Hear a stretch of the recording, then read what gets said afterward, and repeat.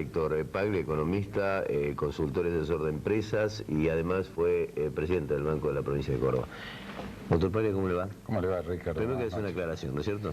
Sí, yo quería decir que en estos días indudablemente ha habido muchos requerimientos por distintos medios de prensa para obtener algún tipo de declaración por mi parte. Sistemáticamente me he negado porque considero que esto es un debate político en el cual no participé ni cuando era funcionario ni tampoco ahora que no lo soy, ya que no soy un político, soy un técnico. Usted me invitó a una mesa en donde iba a tener el honor de compartirla con el licenciado Domina. Lamentablemente tuve que viajar a Buenos Aires, tuve que grabar antes. Y creo que su reconocida capacidad técnica nos hubiera permitido enriquecer el diálogo. Pero bueno, aquí estamos. Usted ya escuchó lo que dijo Domina. Atentamente. ¿Perdió el banco 500 millones en la época de Mestre? Bueno, yo creo que acá hay que ser muy preciso en los momentos históricos, en la realidad de los números y estos números qué significan. Lo que manifiesta el licenciado Domina es la suma algebraica de los resultados contables de los últimos 5 ejercicios. Pero hay que decir también qué pasó y por qué se dieron esos resultados. No es novedad que el Banco de Córdoba tenía pérdidas, que afrontaba pérdidas y que necesitaba ser capitalizado. Como también no es una novedad que el Banco de Córdoba, luego del tequila, sufrió una fuerte fuga de depósitos que se fue recomponiendo en los 5 años posteriores, batiendo su propio récord, ya que arrancó de una cifra de 550 millones de dólares de depósitos al momento en que se hace cargo de la administración el doctor Mestre y terminó con alrededor de 1.400 millones. Pero me gustaría, porque la gente necesita la verdad y en esto coincido con Domina, pero no la verdad de cada uno, sino la verdad en términos absolutos. La pérdida de estos últimos 5 años tiene una composición muy especial y responde a una realidad que presentaba el banco al momento de comenzar la administración Mestre. El banco tenía una cartera de créditos que no estaba correctamente previsionada. ¿Qué quiere decir la previsión para que la gente la entienda? Si usted da un crédito hoy de 100 pesos, un banco tiene derecho a cobrar esos 100 pesos. Si usted es un deudor que paga puntualmente, a medida que va amortizando el crédito, el banco va a seguir teniendo el mismo derecho de cobrar nominalmente las cuotas que faltan. Si usted es un deudor moroso, o si usted es un deudor que presenta problemas de cobro, indudablemente que ese crédito se va deteriorando. Y eso hay que reflejarlo en los balances, no solo por las normas contables, sino por las estrictas normas del Banco Central.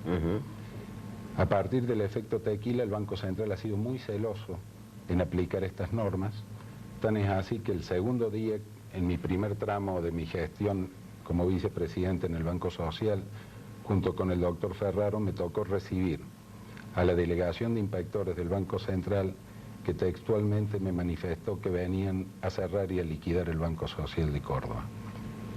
A partir de allí le pusimos toda la información a su disposición, evaluaron cada una de las carpetas de crédito y fueron ordenando que se hagan esto que técnicamente se llaman previsiones. Estas previsiones afectaron sensiblemente los balances del Banco Social, que luego es absorbido y fusionado con el Banco de Córdoba.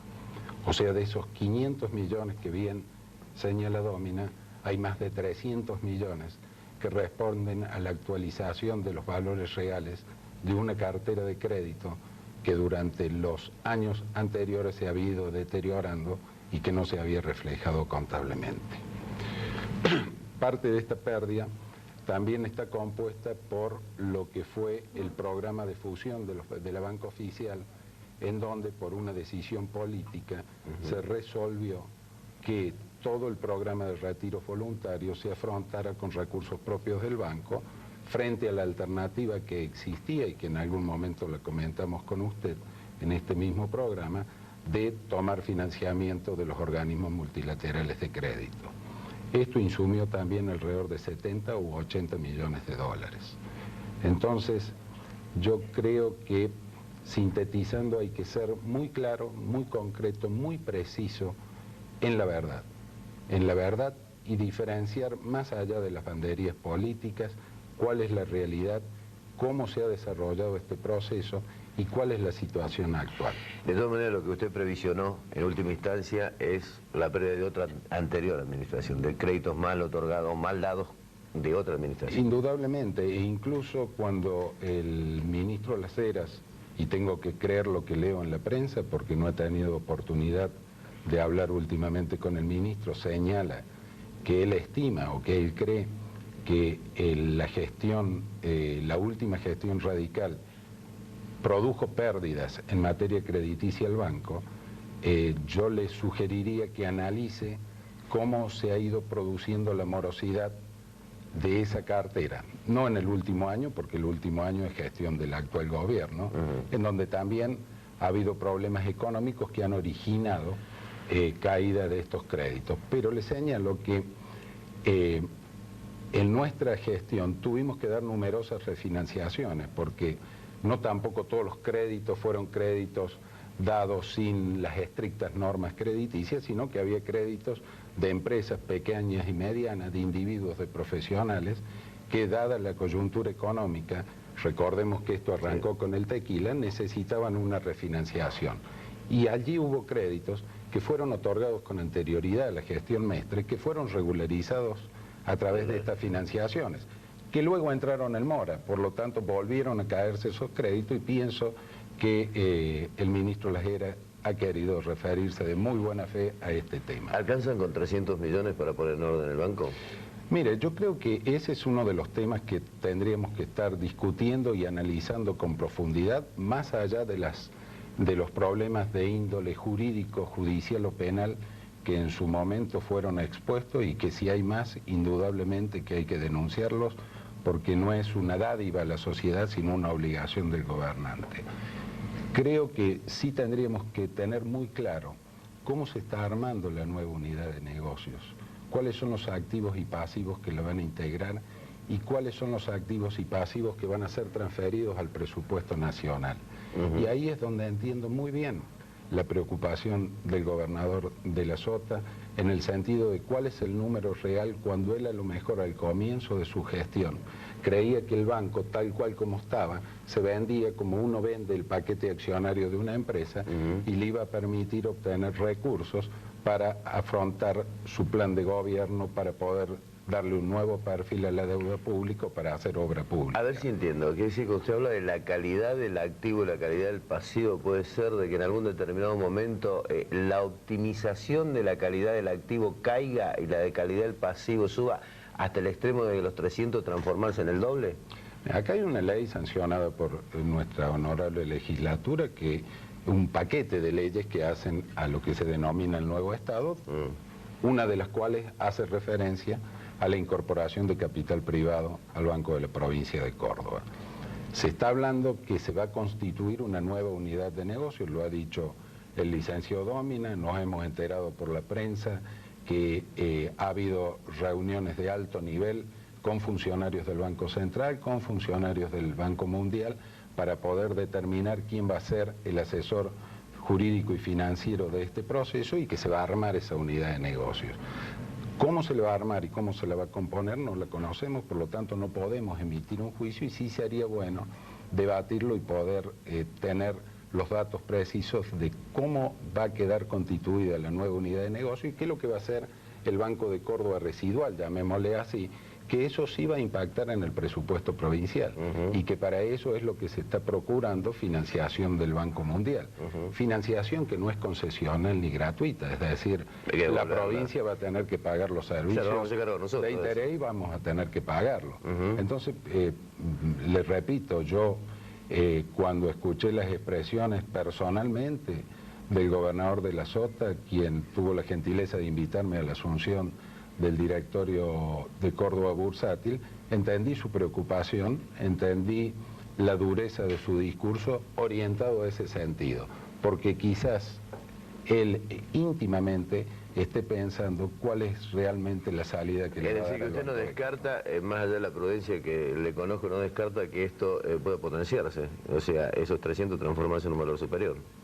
Si nosotros tenemos en cuenta los activos que, les repito, y por una seriedad profesional que siempre he querido mantener, solamente a nivel de trascendido, esto no es oficial, la cifra que estamos manejando del residual supera los 300 millones. Supera los 300 millones. Supera los 300 ¿Puede, digamos, dar una cifra aproximada? Los números preliminares que hemos conocido, que no son oficiales, les repito, sí. Fonseca, quiero ser muy preciso en esto, está bien. Andan en un rango entre 500 y 600 millones de pesos. 500 y 600 millones. 500 y 600 millones de pesos. ¿Hubo un festival de la corrupción?